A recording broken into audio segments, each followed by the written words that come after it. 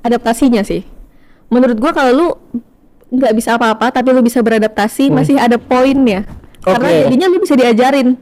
Tapi kalau lu bisa ngapa-ngapain dan nggak bisa beradaptasi, menurut gue susah. Karena lu bisa melakukan sesuatu tapi orang-orang nggak welcome kalau lu tired. Gue selalu merasa bahwa apapun situasi gue, kalau gue pengen dan gue punya harapan atas apa yang gue pengenin itu, gue pasti bisa. Gue selalu merasa kayak gitu. Jadi gue nggak berekspektasi sebenarnya, tapi gue selalu positif. Gue melihat semua hal dalam sisi pandang positif. Jadi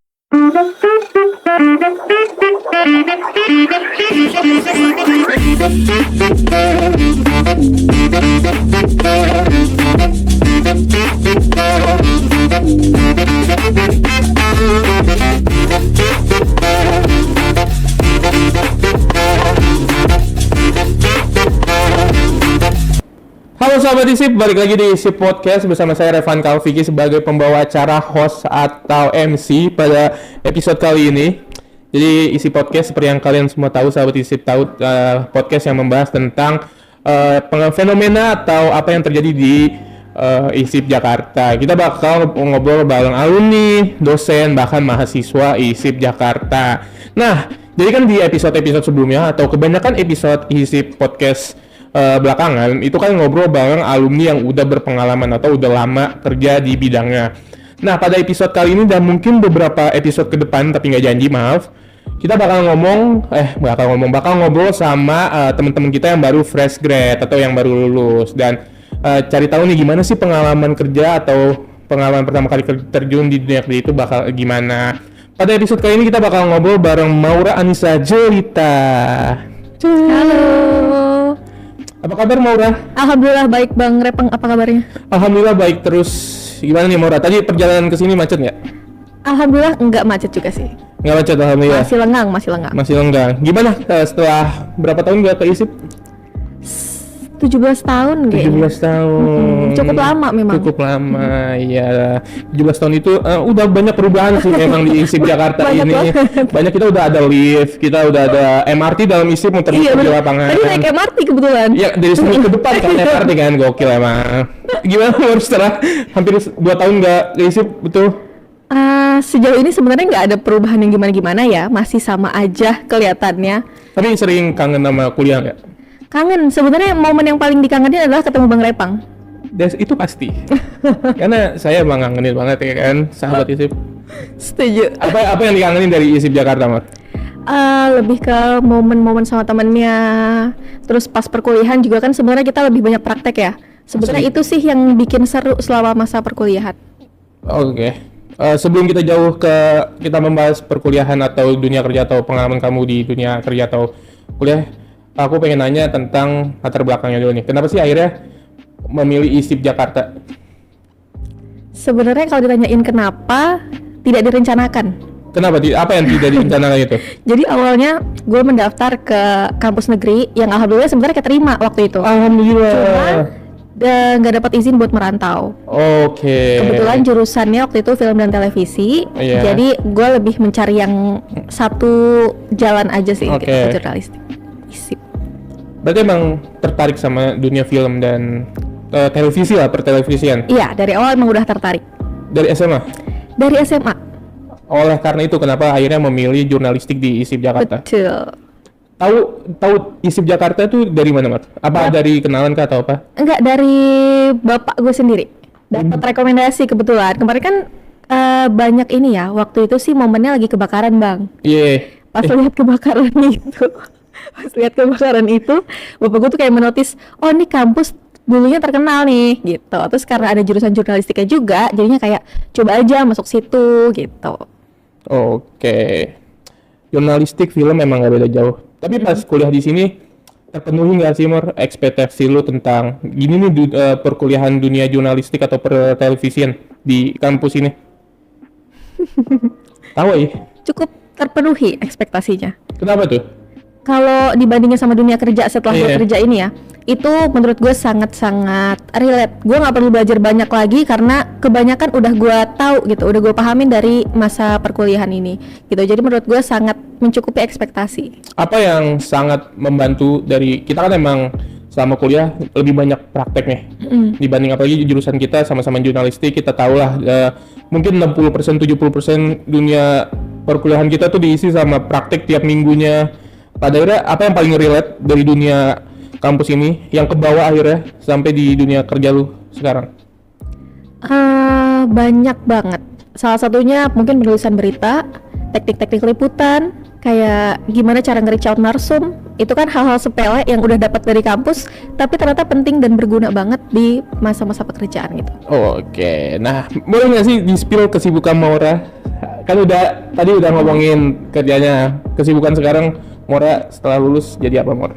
Setelah lulus, saat ini aku kerja di Garuda TV sebagai reporter dan juga asisten produser. Sudah berapa lama kerja di Garuda TV? Kalau di Garuda baru banget Januari kemarin. Oke. Baru berapa bulan tuh? 3 bulan, sekitar 3 bulan. Oke. Kalau sebelumnya di TVRI Jakarta jadi reporter juga, host dan news anchor.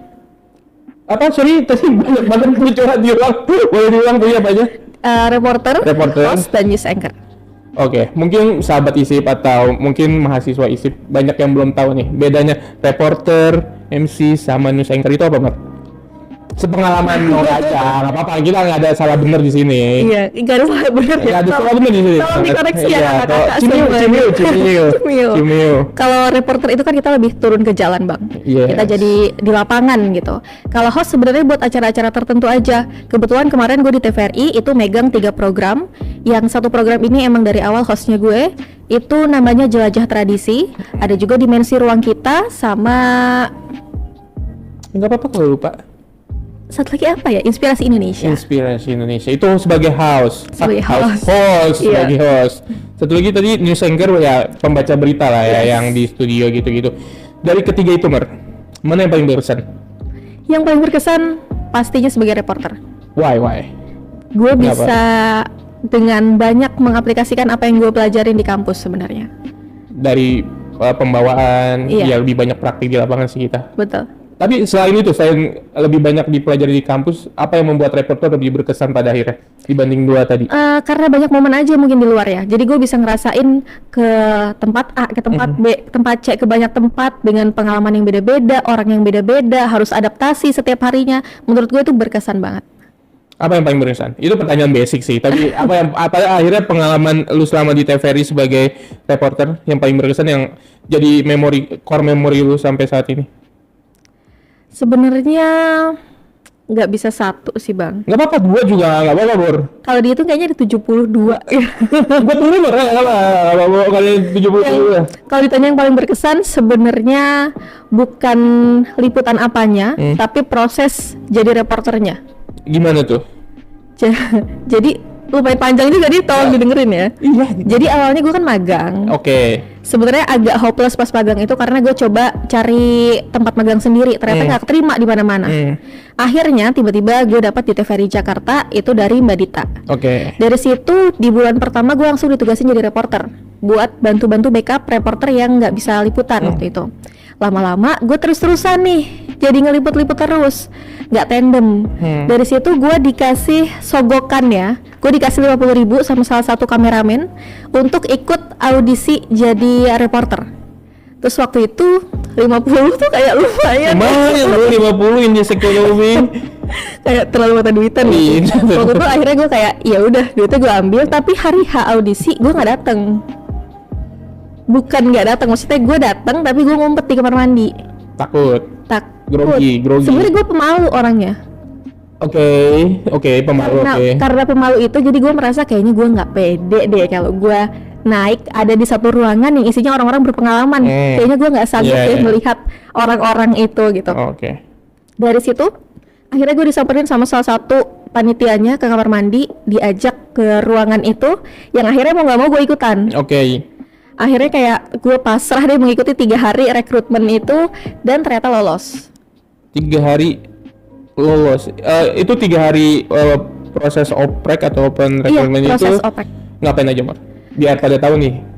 Kalau hari pertama itu sebenarnya kita dapat isu. Kita dapat isu, kita harus tulis naskah. Setelah itu kita live report di hari pertama. Di hari kedua kita kayak dialog, kita latihan dialog, juga jadi news anchor di studio. Hari ketiganya itu kita wawancara. Oke, kita balik dulu ke awal yang tadi kan sempat hopeless nih, nggak dapet magang, akhirnya dibantuin sama dosen-dosen kita yang baik-baik banget emangnya. Itulah kenapa kalian harus kuliah di ISIP, karena dosennya emang baik-baik semua coy. Nah akhirnya dapet nih di TVRI. Sempat ngalamin struggle nggak sih Nur? Dari yang ya kita tahu lah dunia perkuliahan kan mungkin masih agak santai, masih banyak toleran dari dosen-dosen, tapi kan di dunia kerja kan tidak ada toleransi sama sekali, pace cepet. Sempat ada ngerasain struggle itu nggak Bang? Kalau dibilang struggle enggak juga sih, karena menurut gue di kampus ini juga pace-nya cepet banget. Iya sih. Jadi di kampus aja gue udah merasa keteteran gitu. Jadi pas pas magang maksudnya, itu gue udah nggak merasa seketeteran itu, karena udah banyak banget yang gue pelajarin di kampus. Gitu. Berarti adaptasinya tidak begitu sulit lah ya? Oke. Ini juga gue termasuk orang yang adaptasinya cepet sih Bang. Jadi menurut gue pindah kemana-mana tuh bisa aja gitu. Bisa, keren ya. Gampang aja. Ini oke. Adaptasi lu cepet. Apakah ini terbantu karena selama gue ngeliat LinkedIn lo juga by the way, selama lu kuliah, bahkan sebelum kuliah lu udah bekerja di IO kalau nggak salah, betul? Iya. Apakah karena itu Mer? Jadi lu udah terbiasa kerja sama banyak orang, udah sering ketemu orang-orang random atau yang belum lu kenalin? Iya, ini fun fact lagi. Sebenarnya gue dari SMP itu suka ikut pengabdian masyarakat. Jadi gue dari SMP emang seneng ketemu banyak orang. Lanjut SMA gue terus-terusan kayak gitu sampai pas kuliah kemarin, sambil ngisi waktu luang, gue akhirnya nyoba kerja gitu. Oke, kita kan udah cukup kenal ya Mer ya. Gue tahu lu ngikutin 2 organisasi di kampus ini yang lumayan sibuk dua-duanya, kita tahu. Terus lu kerja juga di luar kampus dan lu kuliah dengan banyak tugasnya. Lu gimana sih Bro bisa bagi tugas semua hal ini? Gimana caranya? Menurut gue bagi waktu tuh nggak susah kalau lu niat. Anjay, quotes nanti dimasukin quotes. Editor. Hashtag statement. Yes. Hashtag statement. Menurut gue tuh nggak begitu susah, kecuali momen ada yang nabrak-nabrak mungkin ya. Dan kalau nabrak-nabrak pun gue kayak memprioritaskan apa yang minta gue duluan. Oke. Misalnya organisasi satu, Mar ini dulu gitu. Setelahnya organisasi yang kedua ini kayak mintanya belakangan gitu. Jadi gue mendahulukan yang duluan aja sebenarnya. Oke, kan kalau organisasi lah mungkin bisa ditinggalkan, kalau kuliah sama kerja kan tidak bisa ditinggalkan. Apakah tidak pernah bertabrakan atau bersinggungan kedua hal tersebut? Gue selalu alhamdulillahnya karena kemarin kerjanya dia di IO, jadi pasti di weekend kan. Kalaupun emang make waktu di weekdays itu biasanya malam, jadi pulang kuliah gue langsung lanjut kerja kayak gitu. Iya, oke. Mungkin tadi bagi lu bahwa bagi waktu nggak sulit, tapi lu pernah ngerasa capek nggak sih baru ngejalanin kan 4 hal dalam satu waktu, dalam satu jangka waktu yang berdekatan nggak gampang. Lu pernah ngerasa, aduh, kayaknya harus gue tinggalin deh salah satu, atau kehilangan motivasi dalam satu hal? Lu pernah nggak sih kayak gitu? Pernah banget, tapi akhirnya gue selalu memutuskan untuk nggak ninggalin apapun yang gue pilih dari awal gitu. Terus kalau ditanya kenapa bisa semangat, 4-4-nya gue jalanin dalam waktu. Putus cinta sayang. Menurut gue putus cinta itu salah satu motivasi terbesar untuk melakukan banyak hal. Oke. Itu motivasi gue sebenarnya. Motivasinya bagus sebenarnya tuh. Oke, selain putus cinta, mungkin putus cinta jadi faktor terbesar, tapi kan pasti ada faktor lain untuk mendukung capek loh 4 hal ini dijalani barengan. Faktor lainnya apa ya? Sebenarnya gue cuma seneng ketemu orang banyak aja sih Bang. Jadi kalau gue ketemu banyak orang, gue merasa kayak recharge aja gitu. Tapi lu tadi bilang pemalu sih, tadi sempat bilang mention kalau lu pemalu. Sudah dibantah kayak ya guys kalau dia pemalu ya. Ya. Pemalu. Kenapa gue masuk sini ya? Kan kamera gue situ. Pemalu sedikit. Iya, oke. Jadi karena lu kalau ketemu banyak orang mengisi tenaga lu, akhirnya lu memutuskan untuk mengikuti banyak kegiatan lah ya Mor. Betul. Oke, kita balik lagi ke masa-masa sekarang nih Mor. Lu kan berarti di Garuda TV itu sekitar baru 3 bulan. Untuk mencapai ke Garuda TV ini perjalanannya gimana Mor? Sebenarnya agak mengagetkan juga sebenarnya Bang. Oke. Karena pas awal apply itu, jadi namanya ini one day recruitment. Benar-benar dalam 1 hari, pagi gue tes segala macam sampai sore, malam udah dapat jawaban gue lolos atau enggak. Dan itu gue lakuin pas gue masih kerja. Oke. Mitos cari kerja sambil kerja itu kan ternyata beneran ada gitu ya. Bukan mitos. Maksudnya bukan mitos, iya. Apa bang? Emang kabar burung, kabar burung. kalau burung kan sebenarnya ada, dan gue melakukan hal tersebut. Sebenarnya kalau ditanya di TVRI itu enak apa enggak, enak banget. Gue sangat nyaman, bahkan ketika gue tanda tangan kontrak di Garuda, gue tuh nangis pulangnya. Kayaknya gue sedih deh kalau ninggalin TVRI deh. Oke. Karena awal banget kerjaan yang sesuai dengan passion gue kan di situ kan. Jadi pas awal-awal itu nggak sulit, karena lolos pun gue juga agak kaget. Lah kok lolos sih? Oke. Perasaan nggak seniat itu. Lu tidak ekspektasi kalau bakal diterima di sana lah ya. Bener. Apalagi ternyata setelah gue tahu ada kurang lebih 500 peserta dalam satu hari yang sama. 1:500. Iya. Dan lu kepilih, Mor. Itu God, Mor. God plans itu God plans itu. Berarti Garuda TV ini bukan pekerjaan setelah lulus lu pertama? Enggak, bukan. Berarti apa tadi TVRI itu berarti lu habis magang langsung kan skripsian.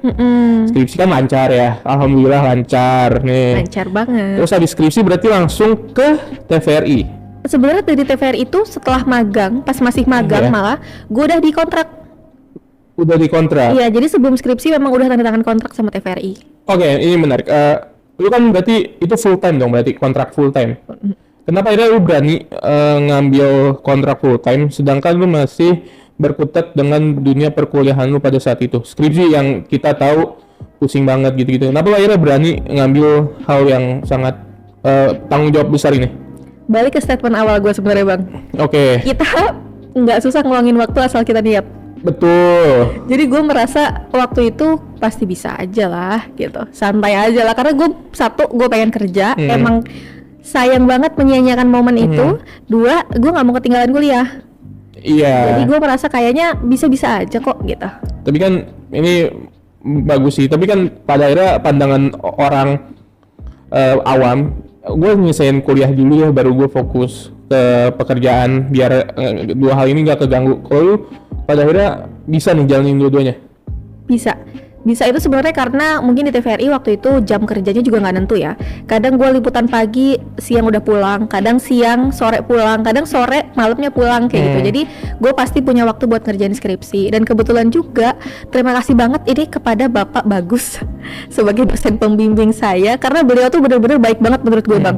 Jadi gue tuh sering banget bimbingan di kafe di Blok M, itu dimana gue siang ngerjain bab 3, bab 4 kekerjain sekarang juga ya non. Saya tungguin sampai malam, sampai jam 9, setengah 10 gue baru nyelesain. Dan itu tuh bener-bener cepet banget menurut gue. Jadi karena bantuan Pak Bagus juga, gue merasa skripsi sambil magang itu sama sekali nggak berat. Oke. Bagaimana lu menyiapkan mentality kayak gitu, Mar? Nggak semua orang, bahkan gue sendiri nggak mempunyai mentality kayak gitu. Bagaimana lu bisa menyiapin mentality sekuat itu gitu? Gue membaca suatu quotes waktu itu. Keren.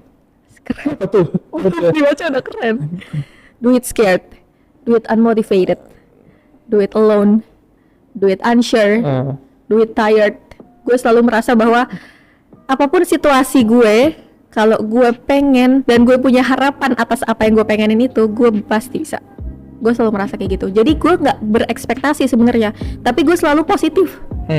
Gue melihat semua hal dalam sisi pandang positif. Jadi gue selalu kayak kayaknya bisa deh, kayaknya kalau itu juga bisa deh. Gue selalu kayak gitu. Kalau sekarang ada quotes yang lagi rame tentang itu, bagaimana mau sukses kalau kebanyakan tapi itu seperti itu. Oke. Setelah lulus berarti lu tidak merasakan struggle mencari kerja dong, Wat? Alhamdulillahnya enggak. Tapi ada nggak perasaan yang beda ketika status lo berubah dari seorang mahasiswa menjadi benar-benar seorang pekerja atau karyawan, atau seseorang yang udah secara profesional bekerja di dunia yang profesional juga gitu? Kalau gue perbandingannya semua tentang uang. Oke, motivasi.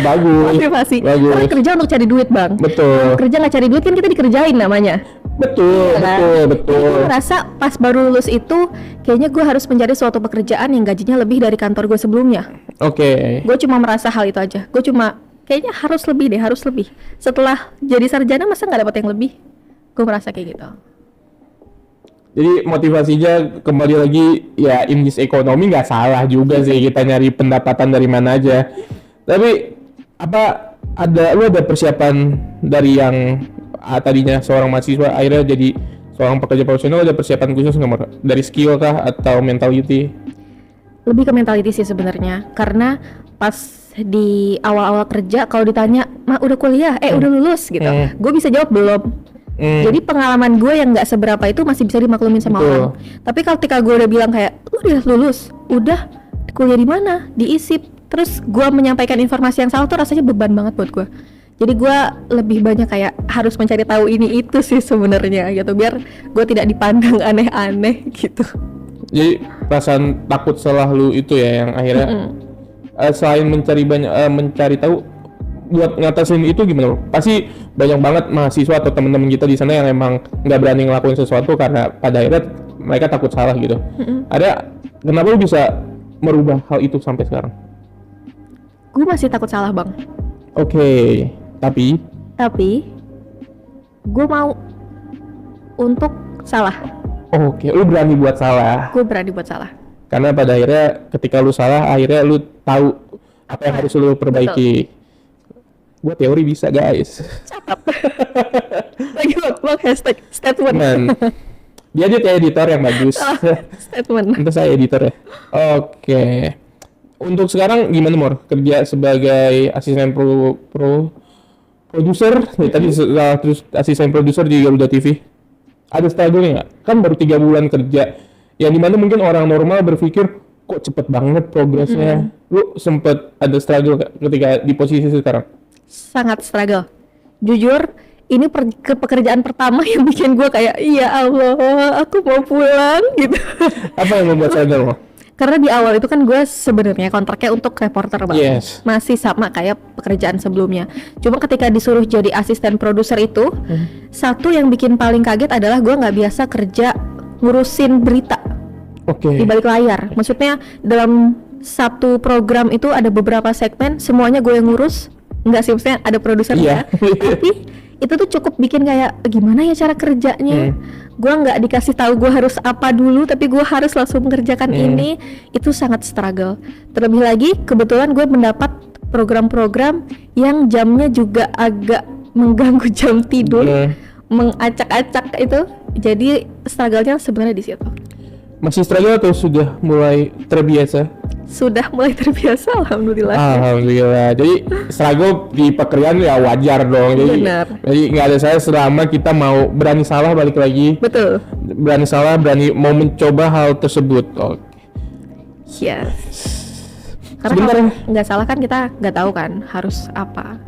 Betul. Kalau kita nggak berani mencoba justru di situ udah mulai kegagalan. Karena ini gue pernah ngomongin tentang mencoba. Gue pernah denger quotes dari siapa gitu, gue lupa. Ketika kita mau mencoba, kemungkinannya emang ada 2. Kita bakal berhasil dan bakal gagal. Tapi kan ada kemungkinan berhasil tersebut. Tapi ketika kita tidak mencoba, kemungkinan cuma 1, yaitu kita gagal. Jadi itu sahabat ISIP. Jadi kalau mau ngapain sesuatu hal, bahkan ngerjain tugas sekalipun dulu, ya mereka kayak, tugas gua gimana nanti ngerjainnya gini-gini, coba aja dulu. Nanti kalau salah juga ya bakal dikasih tahu kok sama dosennya salahnya di mana, bisa lu perbaiki buat ke depannya. Jadi jangan takut salah dulu. Oke.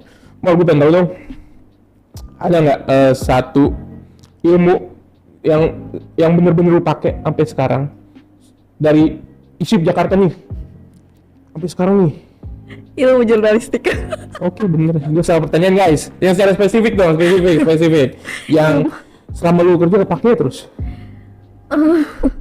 Sebenarnya paling kepake sebenarnya itu adaptasinya sih. Menurut gua kalau lu nggak bisa apa-apa tapi lu bisa beradaptasi, masih ada poinnya. Karena jadinya lu bisa diajarin. Tapi kalau lu bisa ngapa-ngapain dan nggak bisa beradaptasi, menurut gua susah. Karena lu bisa melakukan sesuatu tapi orang-orang nggak welcome ke lu. Adaptasi. Iya, jadi gua tuh selalu nggak punya sih, tapi gue tuh ibaratnya nih bang, gue selalu mengosongkan gelas gue untuk dapat air dari orang lain. Keren, statement lagi guys, 3 kali aja tuh episode ini. Nah, Lu kan tadi dari SMA udah berpikir bahwa bakal terjun di dunia pertelevisian sampai akhirnya tercapai alhamdulillahnya. Sesuai ekspektasi Maura umur 18 tahun nggak? Enggak. Apa yang membuat nggak ekspektasi? Karena di umur 18, cita-cita gue sebenarnya di balik layar. Oke. Gue pengen jadi awal-awal pekerjaan pertama yang gue pengenin banget itu gue mau jadi asisten sutradara, Bang. Oke. Ceritanya. Taruh, Mor, maaf. Sampai asisten doang, Mor. Nggak mau sampai sutradaranya juga. Cita-cita setinggi apapun tuh. Ceritanya cita-cita untuk pekerjaan pertama. Oh, pekerjaan pertama, oke. Pekerjaan pertama gue tuh apa gitu. Oke. Tapi gue berharapnya Astrada. Oke. Ternyata tidak berhasil di situ. Jadi selalu ada jalan menuju Roma. Betul, masih satu bidang sih memang. Tapi lu sempet kayak pas magang, berarti pertama kali lu terjun ke lapangan selain nugas ya, kan beda hal ya. Selain terjun ke lapangan secara profesional kan di magang tadi kan. Iya. Yang tadinya lu mau di balik layar nih, Mor. Akhirnya, kok malah jadi di depan nih. Lu sempet kepikiran nggak sesuai lagi, sempet mau menolak kesempatan itu nggak? Iya, pasti banget. Karena tadi aja gue pas audisi gue ngumpet di kamar mandi Iya, kan. Itu menunjukkan bahwa gue tuh sebenarnya nggak mau gitu. Tapi kayak kok sayang ya kalau dilewatkan gitu aja sih. Selain sayang dilewatkan, kan kalau kesempatan mungkin ada dorongan lu lagi nggak? Akhirnya, yaudah deh, gue putuskan kalau gue di depan layar aja. Sebenarnya emang awalnya tuh cuma sayang doang. Tapi gue tuh selalu punya momen yang kayaknya ngepas, Bang. Ini agak unik sih. Tapi pas waktu gue lagi liputan di himpunan di Majur waktu itu, gue ke Senayan Park, yang ada jembatan baru itu, gue tuh liputan di situ, tau nggak? Iya tahu. Yang paling atasnya Spark itu, gue tuh liputan di situ, terus gue gini, ya Allah kayaknya kalau gue kerja di daerah sini tuh kayaknya seru deh, kayaknya enak deh. Gue tuh selalu merasa kayak gitu. Sampai akhirnya tiba-tiba gue keterima di TVRI. Menurut gue itu suatu jalan. Pun dengan di Garuda, gue tuh sebelumnya gue kayaknya harus cari kerja lain deh. Gue tuh sholat, gue terus-terusan kayak sholat malam, gue kayak gitu. Tiba-tiba gue keterima di Garuda. Jadi menurut gue tuh kayak selalu ada momen yang pas gitu. Tapi berarti di Garuda sekarang berarti hitungannya mungkin sudah di belakang layar dong, Mar? Sebagai aspro. Tapi kan gue tetap sambil jadi reporter, tetap masih on cam juga. Oke, lu sudah mengalami dua hal, belakang layar, depan layar. Pertanyaan terakhir aja ini, Mas. Sebelum pertanyaan terakhir, lebih nyaman di mana, Mor? Pada akhirnya, setelah lu menjalani kurang lebih 3 tahun ini. Pada akhirnya, Mor, gue tetap suka di depan layar sih.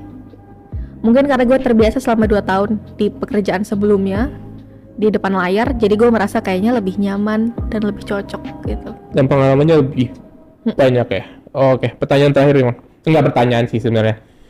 Pesan lu kepada mahasiswa atau teman-teman lu yang lagi masih nyari kerja sebagai fresh grad gitu, apa Mas pesan lu kepada mereka? Nasi goreng 1. Nasi goreng 1. Es teh manis aja tuh, guys. Nasi goreng. Pesan juga. Enggak, kalau menurut gue pesannya itu jangan takut buat salah. Jangan takut buat coba. Itu adalah pesan utama yang selalu gue bawa kemana-mana sampai sekarang. Tadi quotes yang bahasa Inggris coba diulang, Mar. Gue udah lupa. Ini nanti di itu ya dikasih kayak ini tuh. Di flashback ya. Do it scared, do it unmotivated, do it unsure, do it tired, do it alone. Keren. Itu ya, sahabat ISIP, Maura Anissa Jelita di episode kali ini. Terima kasih Maura telah menyempatkan waktu, berbagi pengalaman, berbagi pemikiran di episode kali ini. Kayaknya banyak banget yang bisa diambil di episode kali ini, walaupun banyak aneh juga episode kali ini jujur dibanding episode sebelumnya yang sangat serius dan sangat itu. Tapi terima kasih Maura sudah besok nggak boleh kenalan nih sama hostnya. Kok nggak boleh kenalan? Biar nggak biar oh iya betul. Oke, terima kasih Maura untuk sudah mampir di isi podcast waktunya. Sekian sahabat ISIP, episode bersama Maura Anissa Jelita pada kali ini. Banyak banget yang bisa diambil di episode kali ini, apalagi tentang berani mencoba, berani gagal, berani nyoba apapun yang lu bisa dapat di kesempatan yang lu bisa dapat. Jangan lupa subscribe semua sosial media Maura Anissa Jelita, nanti ada di kolom description. Jangan lupa juga follow semua sosial media ISIP Jakarta, ada di YouTube, di TikTok, dan di Instagram. Jangan lupa juga ISIP Jakarta lagi ada PMB, penerimaan mahasiswa baru. Kalau mau daftar boleh langsung ke website ISIP Jakarta di isip.ac.id. Oke, saya Revan Kalviki sebagai host membawa acara. Pamit undur diri. Wassalamualaikum warahmatullahi wabarakatuh.